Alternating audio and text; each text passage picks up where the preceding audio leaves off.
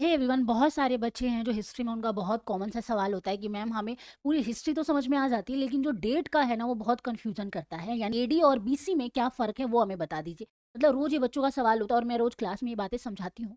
तो देखते हुए मैंने ये सोचा कि क्यों ना आपको एक शॉर्ट और चार्ट फॉर्म में आपको बताया जाए कि एडी और बीसी में, यानी बीसी और एडी में दोनों में बड़ा कौन है और डिफरेंस क्या है दोनों में, और इनको याद कैसे रखना है। तो देखिए, मैंने अपने पीछे ये बना रखा है बीसी और एडी। बीसी और एडी एक्चुअली में क्या होता है, अगर इसके बारे में हमसे पूछा जाएगा तो आपको एक ही बात याद रखना है कि बीसी का मतलब वो होता है जब ईसा मसीह का जन्म नहीं हुआ था। ठीक है? वो इंग्लिश में क्या बोला जाता है, बर्थ ऑफ जीसस क्राइस्ट। यानी ये वाली जो लाइन है इसको जीरो मान के चलिएगा। बर्थ ऑफ जीसस क्राइस्ट यानी ईसा मसीह के जन्म के बाद वाला जो समय होगा वो एडी होगा। और जो उनके जन्म से पहले का टाइम पीरियड है, यानी जहाँ पे हम मौर्य एम्पायर के बारे में पढ़ते हैं, जहाँ पे हमने बौद्धिज्म के बारे में पढ़ा है, जहाँ पे हमने बाकी सारे समय के बारे में पढ़ा है, मौर्य एम्पायर जिसमें सबसे बड़ा रोल माना जाता है, वो बीसी का सबसे बड़ा उदाहरण है जिसके बारे में हम पढ़ते हैं। वो बीसी में आ जाता है। और वहीं पे मॉडर्न हिस्ट्री वगैरह जो हम पढ़ते हैं, एंशिएंट हिस्ट्री के अलावा जो पढ़ते हैं, वो किस में हमारा आ जाता है, वो हमारा एडी में आ जाता है। इसको समझेंगे कैसे, अगर समझने की जब बात आती है, इसको समझा कैसे जाएगा अगर बात की जाएगी तो देखिए, जो हमारा बीसी होता है यानी बिफोर क्राइसिस की बात करेंगे तो यहाँ पे आपको जो नंबर रखना है, 1000 हमने बीसी रख लिया। ठीक है? बीसी को और किस नाम से, अन्य नाम से जाना जाता है, तो बीसीई के नाम से भी जाना जाता है, यानी बिफोर कॉमन एरा। और वहीं पे सीई का मतलब होता है कॉमन एरा।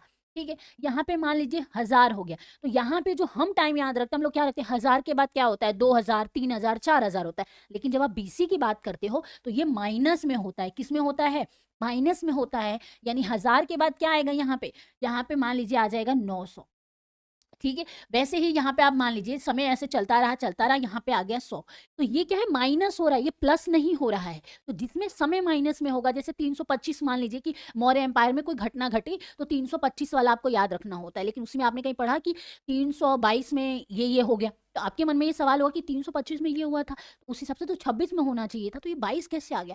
क्योंकि यहाँ पे टाइम जो है माइनस में जा रहा है। ठीक है? और जब ये 0 पे आ जाता है, यानी जब ईसा मसीह का जन्म हुआ, तो उसके बाद एक नया कैलेंडर बना, ग्रेगोरियन कैलेंडर जिसको कहा जाता है। तो यहाँ पे जो समय होगा ना वो प्लस में होगा। यानी अगर 100 आपको मान के चलना है तो 100 एडी के बाद पता है क्या होगा? 100 एडी के बाद यहाँ पे 101 होगा, यहाँ पे 200 होगा, यानी 2025 अभी चल रहा है और ऐसे ही समय चलता रहेगा। तो ये किस में आ गया? तो ये हमारा एडी में आ गया।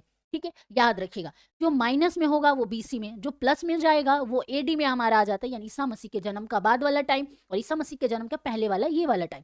तो कभी भी बीसी और एडी को लेके कंफ्यूज नहीं होना है, माइनस और प्लस का खेल है, ऐसे ही इसको याद रखना। और ऐसे ही बाकी छोटे छोटे ट्रिक्स के लिए हमें फॉलो करना ना भूलें और वीडियो को लाइक और सब्सक्राइब करना ना भूलें।